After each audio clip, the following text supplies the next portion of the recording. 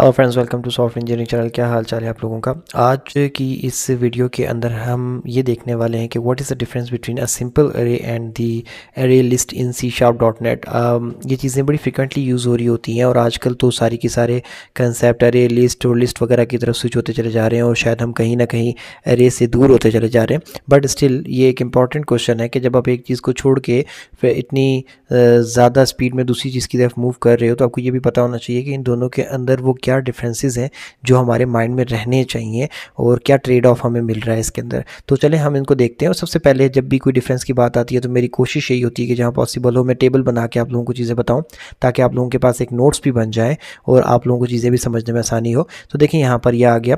सबसे पहले जो डिफरेंस है वो देखें नेम स्पेस का। दोनों अलग अलग नेम स्पेस से ताल्लुक़ रखती हैं। जो एरे है वो डायरेक्टली सिस्टम नेम स्पेस से ताल्लुक़ रखती है, जबकि जो एरे लिस्ट है वो सिस्टम के आगे डॉट कलेक्शंस की एक नेम स्पेस है। सिस्टम डॉट कलेक्शंस की एक ओवरऑल नेम स्पेस है, उससे ताल्लुक़ रखती है। खैर ये चीज़ को इतना मैटर नहीं करती।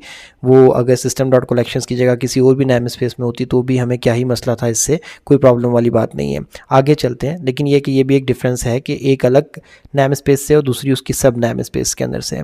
टाइप सेफ्टी की बात अगर करें तो जो अरे है वो स्ट्रॉन्गली टाइप है, जिसके अंदर स्ट्रॉन्गली टाइप का मतलब ये कि फिक्स डाटा टाइप यूज़ करती है।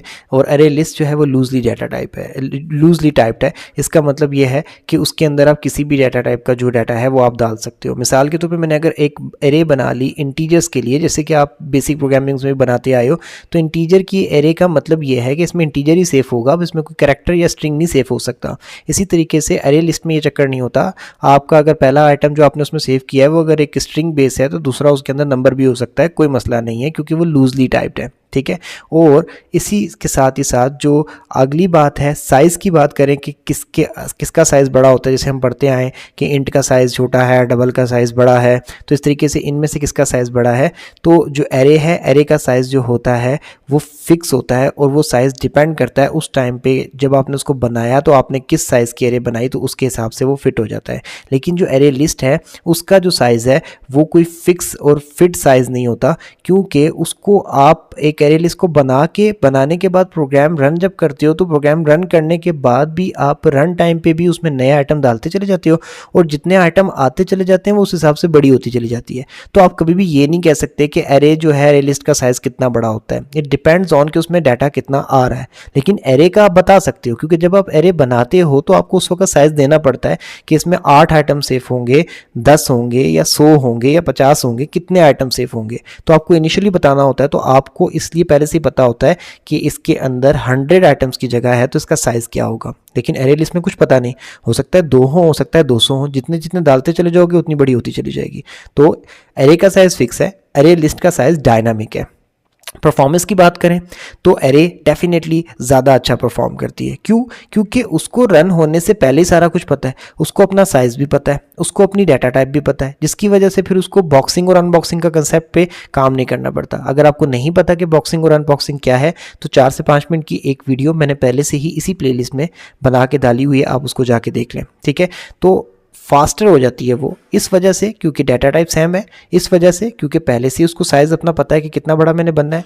और अगर अरे लिस्ट की बात करें तो उसमें बॉक्सिंग और अनबॉक्सिंग इन्वॉल्व हो रही है क्योंकि डिफरेंट डाटा टाइप्स का डाटा उसमें आ रहा होता है, तो इस वजह से वो स्लो हो जाती है। ठीक है। अच्छा, जेनेरिक सपोर्ट अरे में नहीं है, अरे लिस्ट में नहीं है, तो ये कोई फ़र्क नहीं है और ये कोई ऐसा पॉइंट भी नहीं है। अगर आपसे कोई पूछा जाए कि इनमें से किस में जेनेरिक सपोर्ट होती है तो आप बोल सकते हो कि किसी में भी नहीं होती। जेनेरिक सपोर्ट का मतलब ये होता है कि आप अपनी मर्जी की डाटा बता दें और फिर वो उसी की डाटा लेते चले जाए। ठीक हो गया। तो इसमें किसी में भी नहीं है। अगर आपको जेनेरिक सपोर्ट चाहिए तो इसके आगे जैसे मैंने ब्रैकेट में लिखा हुआ है लिस्ट टी, आपको लिस्ट को का कंसेप्ट यूज़ करना पड़ेगा, वो आपको जेनेरिक सपोर्ट दे देगा। अब इसकी सिंटैक्स की बात करें तो सिंपल सिंटैक्स है। सिंटैक्स तो आप लोगों को पता ही होगा कि इंटीजर की एरे मैंने बनाई है नंबर्स के नाम से, उसका 5 जो है साइज़ डिक्लेयर किया है। जबकि मैंने एरे लिस्ट जब बनाई तो उसके लिए एक क्लास वाला कंसेप्ट यूज़ किया और सिंपली एक क्लास की तरह उसका एक ऑब्जेक्ट बना लिया और उसके अंदर मैंने कोई साइज़ वगैरह नहीं दिया। इसी वजह से नहीं दिया क्योंकि वो वक्त के साथ ग्रो करती चली जाएगी, जैसे जैसे इसमें आइटम ऐड होते चले जाएंगे वो बड़ी होती चली जाएगी। और मैंने साथ ही कोई डाटा टाइप भी नहीं बताई, इसी वजह से नहीं बताई कि उसमें जिस तरह का भी डाटा आएगा वो रख लेगी। ठीक है। टाइप कन्वर्जन एरे के अंदर ज़रूरत ही नहीं पड़ती क्योंकि डाटा टाइप ही सेम है। लेकिन जब आप एरे लिस्ट पे जाते हो तो वहाँ पे हर दूसरे आइटम की डाटा टाइप अलग हो सकती है, तो किसको कैसे टैकल करना है वो वहाँ पे आपको देखना पड़ता है, आपको कास्टिंग्स करनी पड़ती हैं। ठीक हो गया। अच्छा, यूजर सिनेरियो की बात करें तो आप कब यूज़ करोगे एरे को? When size and type are known. जब आपको पता है कि मेरे पास 50 आइटम है इंटीजर डाटा टाइप के, तो आप एरे पे जाओ। लेकिन जब आपको ये भी नहीं पता कि आपके पास कितने आइटम आने वाले हैं और उन आइटम्स की डाटा टाइप्स क्या क्या होंगी, तो ऐसी सिचुएशन में आप एरे लिस्ट पे चले जाओ।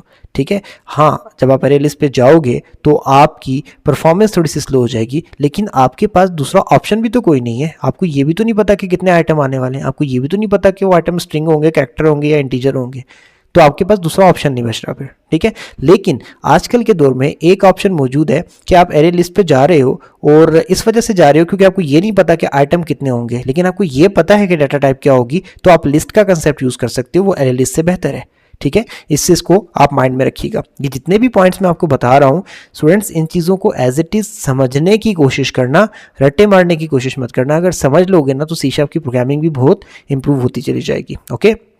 सो आगे चलते हैं। अब एग्जाम्पल ऑफ एरे सिंपली देखें, मैंने एक 3 साइज की एरे बनाई 0 1 2। तो इंडेक्स जो होती है वो हमेशा साइज -1 होती है। तो आपका साइज अगर 3 है तो 3 - 1 क्या हो गया? 2 हो गया। तो लास्ट इंडेक्स क्या आ गई? 2 आ गई। सही है। तो 0 1 2। तो यहाँ पर देखें, मैंने फर्स्ट नंबर इंडेक्स के 0 लोकेशन के ऊपर 0 इंडेक्स के ऊपर 10 डाल दिया, 20 और फिर 30। यही सिंपल रूल है, यही हमेशा से चला आया है, इसमें और क्या बताऊँ। आगे चलते हैं। तो एरे लिस्ट की अगर हम बात करें तो एरे लिस्ट का जो कंसेप्ट है वो बहुत आसान है। आपने सिंपल क्लास है एक एरे लिस्ट, उसका एक ऑब्जेक्ट बनाना है और उसके अंदर आपने लिस्ट डॉट ऐड के फंक्शन को कॉल करके उसमें पैरामीटर के तौर पे एक वैल्यू दे देनी है। मैंने पहले 10 दे दिया, दूसरे नंबर पे मैंने क्या दे दिया? एक दे दिया आपको हेलो दे दिया जो कि स्ट्रिंग है, और तीसरे नंबर पे क्या दे दिया? एक पॉइंट वाली वैल्यू दे दी। सही है। अब आप देखो कि मैंने तीनों वैल्यूज जो दी वो तीनों अलग अलग दी, और मैंने कोई साइज भी नहीं दिया। क्यों? क्योंकि मुझे नहीं पता कि मेरे पास कितनी वैल्यूज आने वाली है। तो ऐसी सिचुएशन में एरे लिस्ट बेस्ट परफॉर्म करती है, लेकिन क्या है कि स्लो रहती है हमेशा। तो जब आपको कुछ ना पता हो कि कितना डाटा आने वाला है और किस किस डाटा टाइप का आने वाला है, तो आप एरे लिस्ट पे चले जाओ। जब आपको पता है कि किस डाटा टाइप का है और कितना है, तो एरे पे आ जाओ। सिंपल। और अगर आपको ये पता है कि डाटा टाइप क्या होगी और ये नहीं पता कि आइटम्स कितने होंगे, तो सिंपली जेनेरिक्स की जो आपकी लिस्ट होती है जिसके अंदर ब्रैकेट में टी लिखा होता है, आगे कहीं उसको भी डिस्कस करेंगे, आप उस पर चले जाओ।